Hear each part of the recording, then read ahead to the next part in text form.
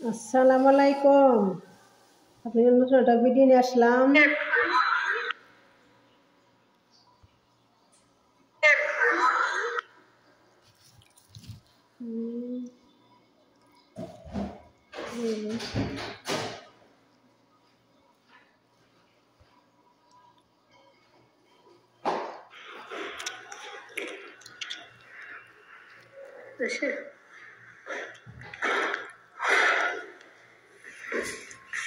ভিডিওটা কাটেন না, আপনারা দেখেন, খারাপ দেখেন।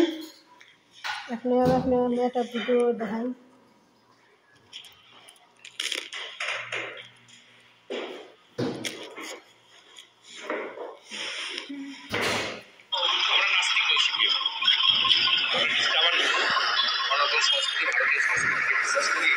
এই শুভেন্দু আজকে সনাতনী সনাতনী হিন্দু হিন্দু করছে। এই শুভেন্দু আমার সামনে কুরবানির দিনে এক বাটি না, দু বাটি না, 3 বাটি গরুর গোশত খেয়েছে। কবাটি করছে 3 বাটি। কোথায় খেয়েছে? পশ্চিম মেদিনীপুরে শাহাবুদ্দিনের বাড়িতে। নাম বলে দিচ্ছি। আবার রাতে খাবে বলে আবার টিফিন কেরিয়া করে বয়ে নিয়ে গেছে। আরে নাম বলে দিচ্ছি। শুভেন্দু হিম্মত থেকে আমার সামনে বাজাবে শাহাবুদ্দিনের বাড়িতে। এই লোক আমার হিন্দু, সনাতন সংস্কৃতি, ভারতীয় সংস্কৃতিকে বিশ্বাস করি। এই শুভেন্দু আজকে সনাতনী সনাতনী হিন্দু হিন্দু করছে।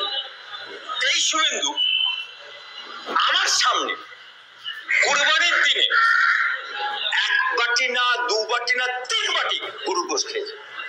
কবাটি করছে 3 বাটি। কোথায় খেয়েছে? পশ্চিম মেদিনীপুরে শাহাবুদ্দিনের বাড়িতে।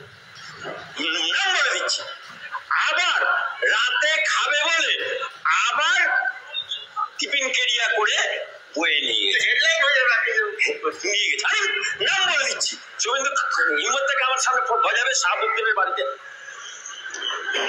এই লোকটি যে রোজার সময় তৃণমূল খাওয়াকালীন মাথায় টুপি পরে আল্লাহ হবিন করেছে, বিনা রোজাতে ইফতারি করেছে।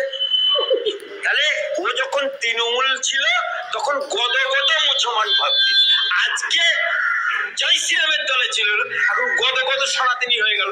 অর্থাৎ একটা মুসলমানের ছেলে যদি হিন্দুর মেয়েকে বিয়ে করে, সেই হিন্দু মেয়েটি তখন দেখবেন মুসলমানের কাছে পরিচিত হওয়ার জন্য, মুসলমানের বিশ্বাসযোগ্যতা অর্জনের জন্য ও বেশি বেশি করে নামাজ পড়বে, বেশি বেশি করে রোজা রাখবে, বেশি বেশি করে হিজাব পড়বে। তখন পাড়ার মেয়েরা বলবে, বাবা দেখো হিন্দুর মেয়ে কত রোজা রাখছে, কত এক ওয়াক্ত বাদ দিচ্ছে না, 5 ওয়াক্ত নামাজ পড়ছে, কত হিজাবি চলছে।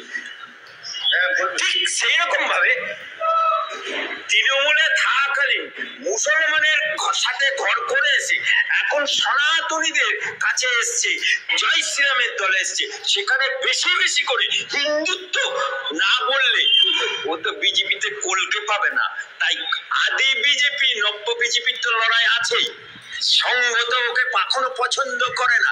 তাই ও বেশি বেশি করে ওই হিন্দু মেয়েটির মতো বেশি বেশি করে নামাজ রোজা যেমন করছিল, ও বেশি বেশি করে জয় শ্রীরাম, বেশি বেশি করে সনাতনী সাজার চেষ্টা করছে। আপনিও ভারতবাসী, আমরাও ভারতবাসী। আসসালামু আলাইকুম। আমার ভিডিওটা দেখেন। আমি এই ভিডিওটা করলাম ভারতের হিন্দু মানে যে সুগন্ধ অধিকার, সুগন্ধ অধিকার তো মনে করেন আমার বাংলাদেশে এর আগে মনে করে গন্ডগোল হয়েছে। সুগন্ধ অধিকার আমার বাংলাদেশে মুসলমানের বদনাম করছে, মুসলমানের নানান ধরনের কথা কইছে সুগন্ধ অধিকার। এই সুগন্ধ অধিকারী ভারতের, উনিও হিন্দু, উনিও ওই সুগন্ধ অধিকারী কথা কইতেছে। এই সুগন্ধ অধিকার মুসলমান বাড়িতে গরুর মাংস খাইছে, আবার বাটি বেড়ে নিয়ে গেছে, খাইছে বেড় বেড়ে আবার নিয়ে গেছে। এই সুগন্ধ অধিকারের বিজেপির মধ্যে ঢুকছে বিজেপি। তাহলে এই সুগন্ধ অধিকারে অমিত শাহ নিছে সুগন্ধ অধিকারে।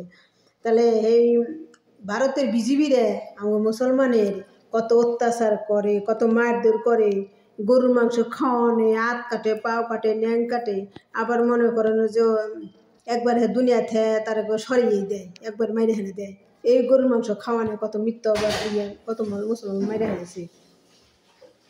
তার দ্বিতীয় কথা, মুসলমানের তো সবসময় অত্যাচার করা তালেই থাকে বিজেপিরা সবসময়। তো ভারতে কুরবানি দেয়, কলকাতা যায় তাই কুরবানি হয়, মমতা যে কুরবানি দেয়, মমতা হিন্দু মুসলমান সবাই ভালোবাসে মমতা। তো মমতার আমরা সেলুট জানাই যে মমতা ভারতে হিন্দুর কি মুসলমানের যে গরু কোরবানি দেয়, গরু কোরবানি দিবার দেয়, এটা সেলুট মমতার কাছে। যে বিজেপি হিন্দুরা যে মুসলমানের যে কোরবানি দিবার দেয় না, গরু কোরবানি দিবার দেয় না। এই বিজেপি অমিত শাহ উত্তরপ্রদেশে যোগীনাথ ঠাকুর ওলে একটা শয়তান জানোয়ার ফেরোয়ান, বিজেপি একটা ফেরোয়ান জানোয়ার শয়তান। বিজেপি যেটি আছে ব্যক্তি শয়তান, যেটি ফেরোয়ান, ব্যক্তি জানোয়ার, জানোয়ার পয়দা করছে বিজেপিরা। মুসলমানের সবসময় অত্যাচার করা তালেই থাকে। তো এই বেড়াটা যে কথাটা কইল সব সত্য। এই বেড়ার ধারণায় বোঝা যায় না মুসলমানের বেলে পক্ষে আছে, মুসলমানের এফালে মেলামেশা আছে, মুসলমানের হাতে আছে, মানে মেল মহব্বত আছে। এই বেটার কোনো হিংসা নিন্দা নাই। তো আপনারা ভালো থাকেন, আমার এই কথাটা শুনেন, আমার ভিডিওটা লাইক করেন, শেয়ার করেন, কমেন্ট করেন, দেখেন আমার ভিডিওটা আগাতে বড় পর্যন্ত।